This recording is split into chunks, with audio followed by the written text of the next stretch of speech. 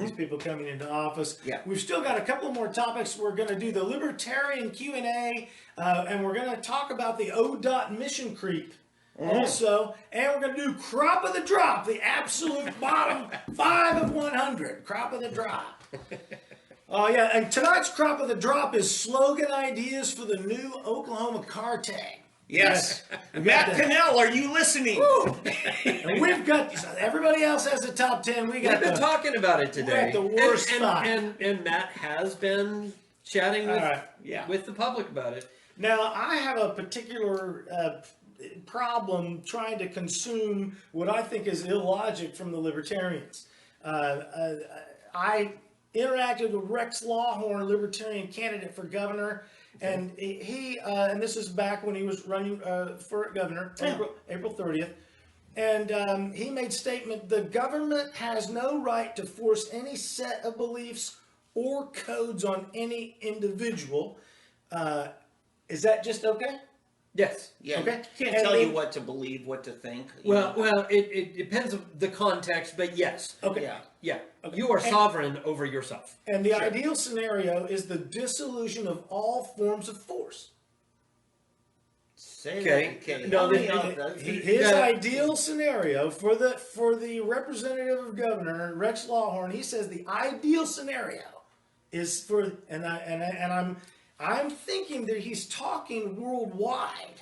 Well, I don't want to speak about I don't want to speak for Rex because I don't know where he's coming from directly. Okay, no, I understand, but I can tell you generally what that statement means. Okay. I can't tell you exactly what Rex is meaning in this particular instance.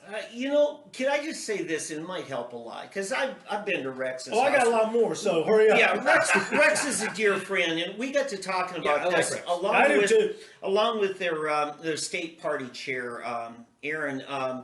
And she said, look, what we believe as libertarians, much of it is ideals that our society is not anywhere ready to implement. It's in a perfect society, this is what we, and I think that's the context he's getting at. Well, that's part of the problem of the he qualifies his term, not all force, right? The ideal scenario is the dissolution of all forms of force. Later he qualifies, not all force, only unnecessary force. Now, here is a slippery slope. How does a libertarian get to decide what is necessary force? It all comes from what they call the non-aggression principle. And what that means is that you may not aggress against somebody else, but any force required to defend yourself is legitimate. He makes the distinction between force and defense and the individual and the state. And so here are my questions. Yeah. What are Lawhorn's comments about the Constitution? What is the libertarians' view about the constitutional use of U.S. military force? How do you justify military force in the U.S. From the libertarian standpoint? They don't like it. No, I'm going to disagree there. Okay. It depends upon which libertarian. Because if it's truly living up to the motto of the Department of Defense, then that's fine. True. And Rex Lawhorn would be on with that, according to what you right. He would clearly, and I know Rex, I'm stepping out here. He's not here. Just say something. He listens. Rex is a dear friend. He listens, but a libertarian is not a pacifist. He does not listen. Well, he doesn't listen to me. He listens to me. They play little mind games. No, I really. Like little high school guys. Let's pretend he doesn't exist. Rex and Vicky are wonderful people. I'm sure she is. Is he good at social media? Look, we're all getting better. He's not well spoken. He doesn't write very well. But in person, you'd find him. He's a great guy. I'm sure he is. But he said if he became governor, he'd take out a restriction order against me. Restraining order? Yeah, whatever you got. I'm not familiar. Anyway, well, I've watched people go to bat against you. Well, I don't do nothing but defend Medlock myself. Doesn't get along with you either. Again. Oh, Schmedlock is what I call him. Again, it comes down to the non-aggression principle. We can defend ourselves, but we should not be going out and being colonizing the world. So the libertarian would get to decide whether it's necessary force. No, it comes down to whether or not something is aggression against you or you are doing the aggression. So it does come down to a matter of principle, although there would be opinion in there because nothing is done in a vacuum, and that's part of the problem. Next follow-up. Does the state have a right to use defenses to protect itself from unnecessary federal force? Yes. Or force from an individual? I think we have a natural right. Can the state use its force to protect itself from the individual? The state has actually abdicated that in Oklahoma's case. Well, when they talking wrote about from the feds, or are you talking about from an individual? No, I'm talking about our state pertaining to its relationship with the federal government. Right. They basically, in order to get Theodore Roosevelt to pass us into statehood, they kissed up and says, whenever we disagree with you, you are right and we are wrong. That's essentially how they put Sounds it. like my marriage. The submissive woman. Well, we say we will forever be a member. We will forever be a party to the United States, and we can never. We'll never succeed. We promise. Well, just put water in the river. It's the very first. I think it's the second article or the second section in Article 1 or 2 of our state constitution. So the point is that it's way high up in what we have said. Yeah. But to keep it to the question, what does a libertarian think about that question? That comes more down to what branch of libertarianism you follow. Oh, I thought they were monolithic. Let me bring this back to because some don't believe that there's any place for government in the first place. Wait a minute. Let's go back to Thomas Jefferson. He says, look, if there is a tyrannical and abusive edict of any government, a patriot has a duty to resist it. Well, yes, and we just celebrated that document constitutionally. Mm-hmm. Right. The thing is that but the libertarians don't buy into the Constitution. Well, the problem is that and no, this is my big criticism of libertarians, is the non-aggression principle is the founding principle that we have in the Declaration of Independence and codified in the Constitution. Let's qualify someone. When we use the term libertarian, small L, big L. You've been talking big L libertarian, the Libertarian Party entity, right? No. Their official. No. Yes. No, I'm talking. Yes. He may have been. Yeah. I was talking about libertarians in general and their philosophy. And if you want to go to what the Libertarian Party says, then we have to go to the platform. Now we got to say, what is a libertarian? Because you're saying all libertarians believe. How do you know libertarian except for by their representatives? How do you know libertarian? Well, libertarian principle is something that predates our nation. Yes. The thing is that those who claim to be libertarians today don't recognize that very fact, and that our founding was libertarian. Yeah. And because libertarianism has gone through a change, right. Especially when once you get to by the time you get to Friedman and everything like that, and he takes it down a road that's apart from the Constitution. Right. But most people became introduced to libertarian belief in the last 10 years through the campaign of Ron Paul. But Ron Paul, most people in the Libertarian Party said he wasn't a real libertarian. Of course, you get them down. Eventually, you pin them down, they'll say, "I'm the only true libertarian." The rest of the people, but anyway, some of them will. But Ron Paul was very much for Constitution. Yeah, I remember it's the Constitution. The Constitution. Okay, so that we don't have to right now define all that stuff. It's my opinion that the whole libertarian movement has become. I remember Harry Brown in 2000 convincing me that abortion was wrong. I'm not saying he said abortion wrong. I listened to what Harry Brown said and I realized abortion is wrong. Okay. I see now the Libertarian Party parading as Marxist perversion of liberty. They are totally perverted and gone to the left. Well, there are those that there are those in the libertarian movement because they have a Marxist libertarianism, and they're the most vocal, which makes no sense. It's I'm telling you, you talk about what a Republican believes, you'll probably be more accurate than if you talk about what a Libertarian believes, because there's so much diversity in the Libertarian Party. Even within the Republican Party or the Democrat Party. Yeah, I mean, so much diversity. There's gonna be streams where they are like lockstep. Then there's going to be others. Let's talk not about so much diversity we can't count it. Yeah. Let's talk about a totally illogical concept at the national level. Which, Chris Powell, I've got the quote, I won't bother to worry about it. He doesn't follow the platform. He doesn't follow any platform. Yeah. And so I don't know how you can calculate whether he's doing what he's supposed to do according to representing people if you don't agree on some representation. But the National Libertarian Party platform declares, quote, force and fraud must be banished from human relationships. Right. End quote. I want to ask a question. What libertarian force will be used to banish and control human relationships? This is total illogic at the national level. No, how do you force the abolition of force? Well, how do you banish something if you don't have the right to banish it because you don't have control over others? And so it's a bunch of gobbledygook. So that's like saying I hate bigots, you know. So right, you don't? I do. Where are you from?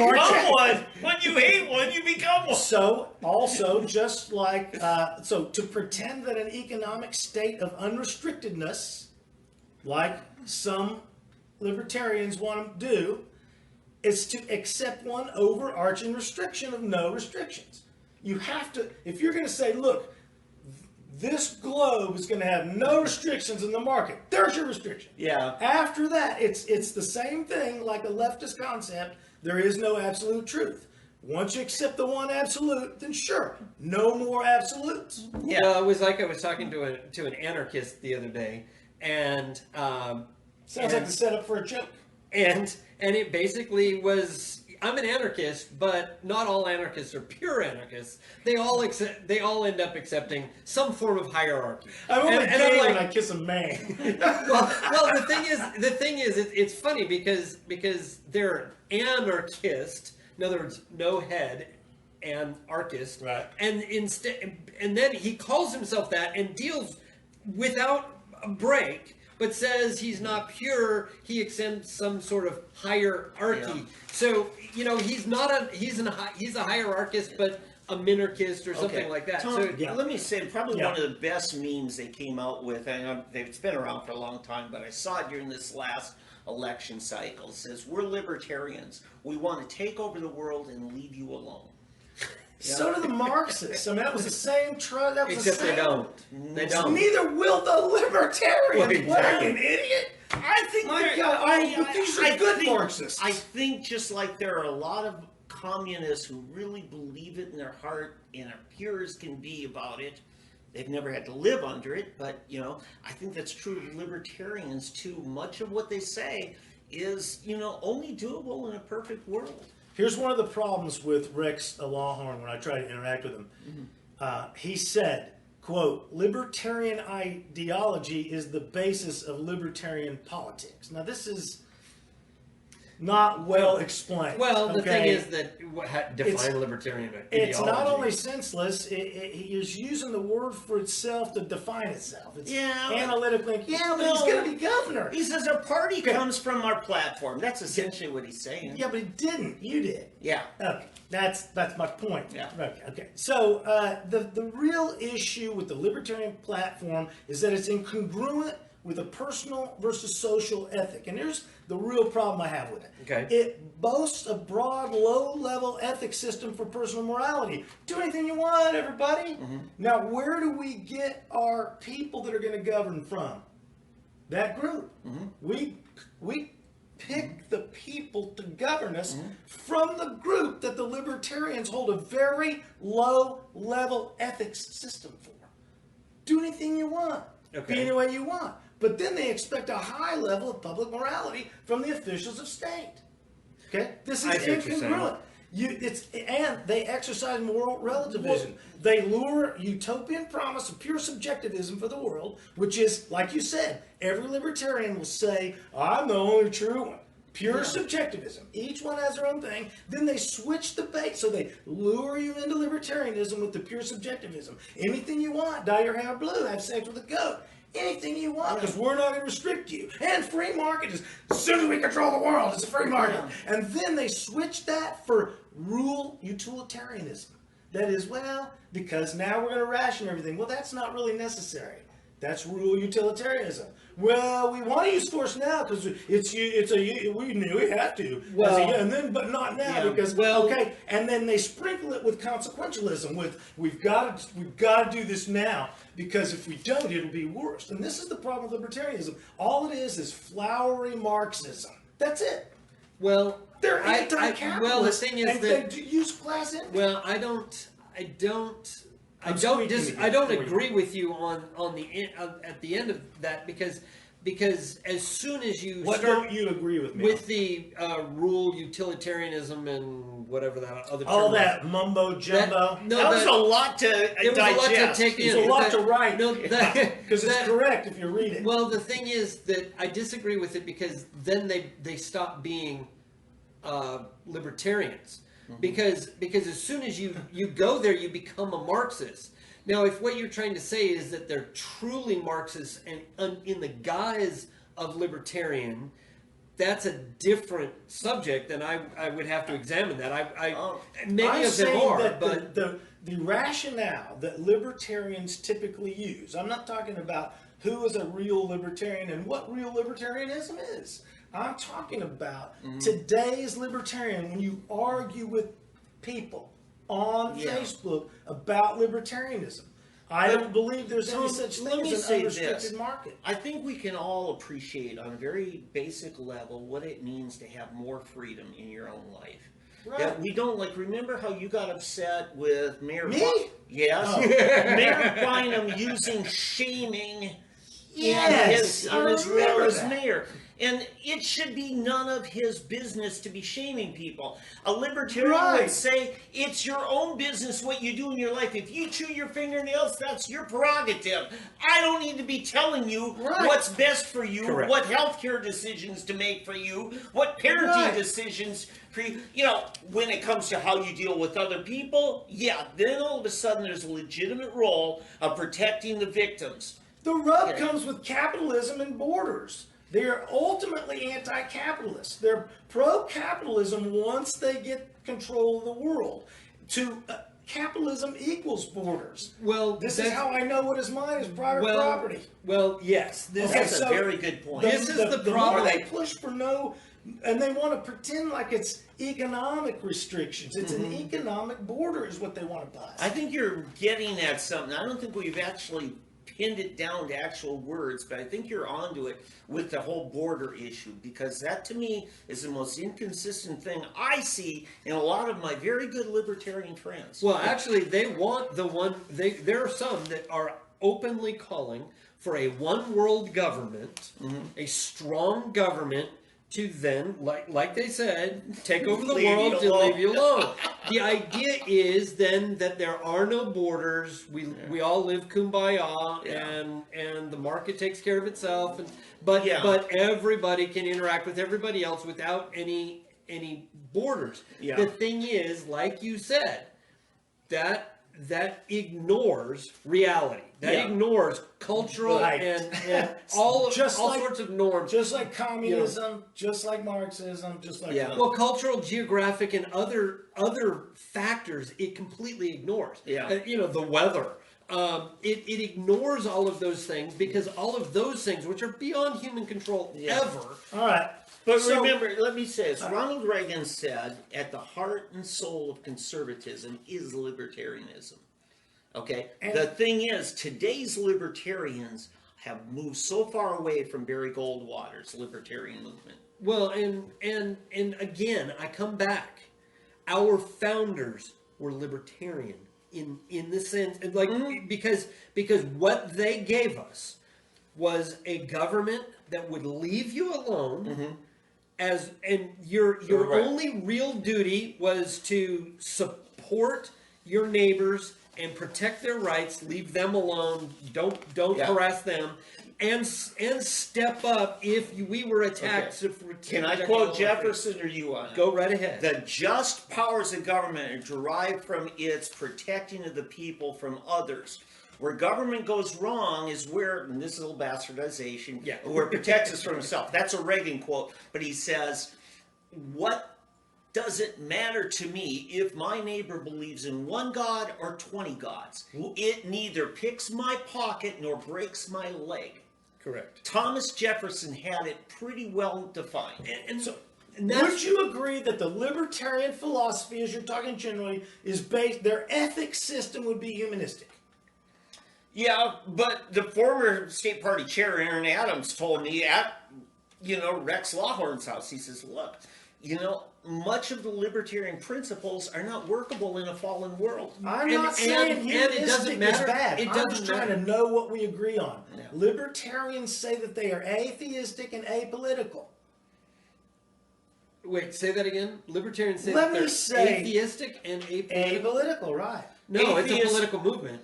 Yeah, I keep trying to say that. Well, I've never heard anybody say that it's apolitical. So along the way, now I'm not quoting this guy, but I'm going to call him by name because I had a nice interaction with him. Brett McQuigg, he said the worldview of libertarianism is in line with human nature. We are all people, we are all human, and it is natural for us to organize our own lives and not be ruled by a psychopathic few of the worst of us.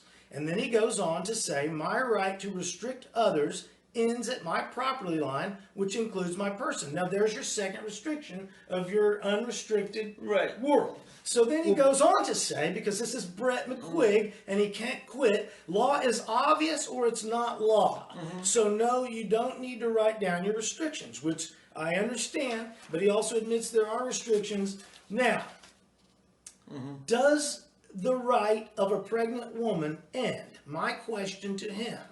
Does the right of a pregnant woman end before she restricts the person living in her womb? Because all of this discussion that we've been talking about doesn't include people who live in water areas called a uterus. And so, now, his answer. Good example, good question. He said to me, I think abortion is murder, but my only choice in the matter is to disassociate from people who think differently. Yeah, that's disappointing to me, because that says, well, if my neighbor kills his mother, my only... I'm just not going to go over there for cookies. Yeah, exactly. I'm not going to go out and come out and play. So then I said to him in response to something he said to me, because one of the things you'll notice about all of your arguments with libertarians is they'll never accept half of your definitions or half of reality. So then I said, your definitions are suspect. Murder equals nuanced issues, because he called them a nuanced issue. Yeah. Well, it's nuanced. It's nuanced in the sense that the abortion issue, I've come to realize, has been conflated. We talk about abortion and automatically equate that with murder. Selective abortion.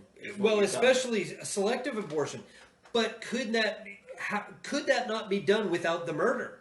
And the thing is that if it could be done without the murder, and was, then there would be a right there that would and could be protected. The thing is that has not been the issue, because our society has been just that depraved that to us abortion equals murder, because we're just gotta kill the kid. And the thing is that we need to start thinking a little bit more about this. I mean, really, if Brett McQuigg really thinks that abortion is murder, then he's misdefining one of those two words. No, he's missing it on his responsibility toward a murderer. In other words, the thing is to leave a murderer in society, because this pure libertarianism works if you are Robinson Crusoe by yourself on an If island. you control, this is the same thing I'm saying. If you control the entire, If you're alone and what's the difference? or with one guy and you just never have Tom, you'll you see control here. your entire environment. That's what I'm saying. Let's go to the macro of that. Is that the bigger the city you live in, the more liberal the government is. The more control, the more we got to put up with people, the more we feel the need to control them. Okay? Well, that's the human tendency, but it doesn't have to happen. But no, it does work out that way because human nature being what it is. I mean, well, hang on, because when you start talking more control and all of this stuff, and especially when you talk progressives and the liberal left, we are talking tyrannical control. We're not talking legitimate control. Yes, there are more rules because remember, regulation regulates our interactions when we come together to keep us all safe. And there will be more rules the more people and more interactions you have. People will try to make any decision that they can get 51% support for. Well, and because that's the point is that you can't have lazy legislation, and that's what we've got. We've got lazy legislators who go for the easy. Hey, well, let's just tell them what to do, and we're done. Let's go home and have coffee or a drink. And this is where populism is dangerous. Well, it's why it's actually illegal, because you can't vote somebody's rights away. It's like the chickens and the hogs we talked about last week. Right. When the majority votes to take away the life of the minority, and in abortion, we don't give the baby a vote. So Brett McQuigg and I did agree. I think we agreed at least that government equals force. I find myself agreeing with him in his verbiage of what he thinks government is, and I agree that government equals force. However, he said that all force is inherently evil, and I said no. Correct. Force is not inherently evil without intent. A government whose fundamental purpose is to intimidate, bully, and plunder people, which is his words, is an ill-conceived tyrannical force. A government whose fundamental purpose is to protect the private property and the personage of each individual is a liberating force. Exactly. The difference between this is me talking libertarianism to the libertarian. Yes. I am saying. Welcome to my world. Okay. Thank you, Brett, for bringing that out. Our last libertarian session is to you. When a libertarian starts disagreeing with Thomas Jefferson, by God, they've lost me. Because Thomas Jefferson took liberty beyond what he's supposed, especially when he was president of the University of Virginia. He was a horrible president because he gave the kids too much liberty. Do you remember Squawk and Dawkins from the old days of Sooner politics, just a few years back? Okay. Squeak and Squawk and Dawkins, Craig? Craig Dawkins, oh yes. I usually sick Al Gerhardt on He's long gone now, but Brett McQuigg has taken over his position. Oh, okay. And the reason you can tell is because Brett McQuigg will say one thing in 3 different posts because he gets paid by George Soros per post. Yep. They come to Okay, visit. let's talk about